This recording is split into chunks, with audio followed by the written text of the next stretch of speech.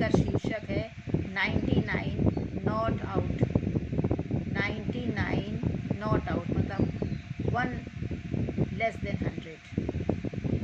तो अब मैं ये कहानी का प्रवाह शुरू करती हूँ, आप आनंद उठाएं। देखिए, कभी कभी ऐसा होता है कि हम अपने बुज़ुर्गों को, जिन्होंने सब कुछ हमको प्रदान किया होता है, हम उनको एक उम्र के कुछ पड़ाव के बाद उनको कमज़ोर, वो कुछ नहीं कर सकते, ऐसी भावना लेकर अपने अपने काम करते रहते हैं। तो ऐसे में जो बुज़ुर्ग होते हैं और जो सशक्त होते हैं, मन से दिखने में वो वृद्ध लग रहे हैं, तो वो अपने बुद्धि का इस्तेमाल करके किस प्रकार से अपने परिवार को, अपने व्यवसाय को डूबने से बचा सकते हैं, ये संदेश मैंने देने का, इसको लिखने का मैंने प्रयास किया है। आप देखें कि आपको ये कहानी मेरी 99 नॉट आउट कैसी लगती है। ये शीर्षक आप देख लीजिए, 99 नॉट आउट। जब सब भारी भरकम भौतिकतावादी पदार्थ पसरे पड़े हों, उसमें कब कौन सा आँख की किरकिरी बन हमें सताने लगे, विलुप्त हो जाए, कम से कमतर हो जाए, तो हम यही कहेंगे, देखो 1 रन और बन जाता तो शतक बन जाता। पर हमारा इशारा भोला राम हलवाई की ओर नहीं, वरन उनकी नकारा तीसरी पीढ़ी की ओर है, जो दुकान के गल्ले पर ही हाथ साफ करने की जुगत में रहती है। भला हो डिजिटल डिवाइस का, आसानी से आप गल्ला साफ नहीं कर सकते, फिर भी इतनी बड़ी दुकान जो शहर का जाना माना नाम हो, उसको व्यवस्था में लाने के बहुत से उपक्रम होते हैं, जैसे मिष्ठान बनाने के पदार्थ की खरीदारी, उन्हें लाने पहुंचाने का सौदा, मिष्ठान की पैकिंग, प्रतिष्ठान के विज्ञापन, क्या कुछ नहीं।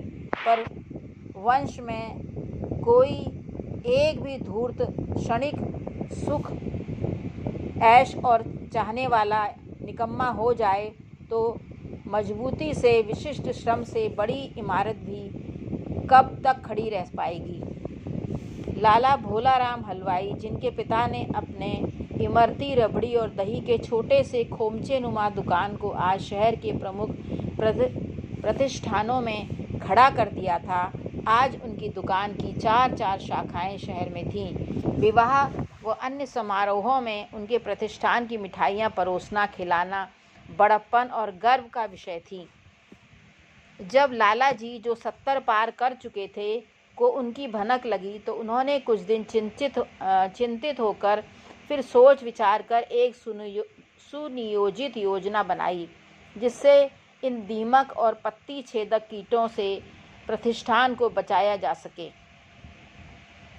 उन्होंने इन सभी के साथ समस्त अपने घर और बाहर के कर्मचारियों की एक सभा बुलाई और कहा कि अगले 2 सालों में हमारी दुकान को 50 वर्ष पूरे हो जाएंगे। अतः इसके लिए मैंने सोचा है कि मैं अपने परिवार के हर 2 पोतों के साथ परिवार का एक बड़ा सदस्य और 2 परिवार से बाहर के सदस्यों की टीम बनाता हूँ। इस प्रकार कुल 7 टीमें रहेंगी और मेरे सारे पोते पोतियों को मिलाकर और 10 बच्चे हैं, जबकि मुझे 14 बच्चे तीसरी पीढ़ी के चाहिए। अतः कौन कौन अकेले अपनी टीम चला सकता है। जब यह पूछा गया तो जिन पर दादाजी की नज़र थी, वह उछल कर कहने लगे, हम संभाल लेंगे अकेले। दादाजी की पैनी नज़र उन्हीं पर थी। बस उनको दुकान के बाहर के ऑर्डर और पैकेजिंग मटेरियल और दुकान की सजावट वाली टीम दे दी गई, जिसमें बेईमानी की गुंजाइश न के बराबर थी।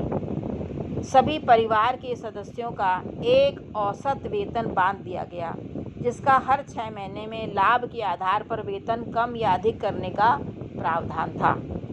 साथ में यह भी निर्धारित किया गया कि जिसकी टीम कम व्यय में अच्छा परिणाम लाएगी, उसे एक अवसर सपरिवार बाहर घूमने का मिलेगा, यदि वह चाहे तो। अगर वह बाहर न जाना चाहे तो वह सारा व्यय जो उसके घूमने में लगता, उसके वेतन के साथ उसके खाते में जमा कर दिया जाएगा। इस सब व्यवस्था के लिए एक बाहर की टीम बनाई गई जो प्रतिष्ठान के एक पैसे का हिसाब करके लाला जी के द्वारा निर्धारित नियम के अनुसार ही सबके खाते में वेतन डालती। अगर कोई टीम सही प्रगति न दिखाती, उसका सारा वेतन काट दिया जाता, पर किसी के भी हाथ में सीधे कोई पैसा व लाभ न पहुंचता। अतः झक मार के सबको प्रतिष्ठान के लिए समर्पित होना पड़ा। आज भी लाला भोलाराम हलवाई की दुकान का नाम देश के कई शहरों में है। विदेश में भी इनकी मिठाइयाँ और नमकीन की मांग भरपूर है। अब भी लाला भोलाराम पूरी पैनी नज़र से सबका हाल लेते रहते हैं और यह कला और चतुराई उन्होंने अपने 3 बेटों और अपने छोटे भाई के 2 बेटों को समझा दी है। लाला जी 99 पर न स्वयं आउट होना चाहते हैं, न अपने प्रतिष्ठित प्रतिष्ठान को आउट देखना चाहते हैं। उन्होंने बड़ी चतुराई से अपनी नई पीढ़ी को आगे बढ़ने का मंत्र दे दिया है। आपको ये कथा कैसी लगी मुझे बताइएगा, और यदि अभी तक किसी ने मेरे इस YouTube के चैनल को नहीं देखा है तो आप उसको देखें और सुनें। इसमें आपको कुछ भी श्रम नहीं करना, अपना काम करते जाइए, बस मेरा स्वर सुनते जाइए। और कहानी अच्छी लगी या बुरी, आप जो भी चाहें लाइक डिसलाइक कर सकते हैं, पर उससे पहले यदि हो सके आपको लगे तो मेरे चैनल को सब्सक्रिप्शन भी दीजिए, सब्सक्राइब भी कीजिए। बस इतना ही मेरा कहना है। ना पसंद आए तो ना करिए, आपकी मर्ज़ी है। धन्यवाद, नमस्कार।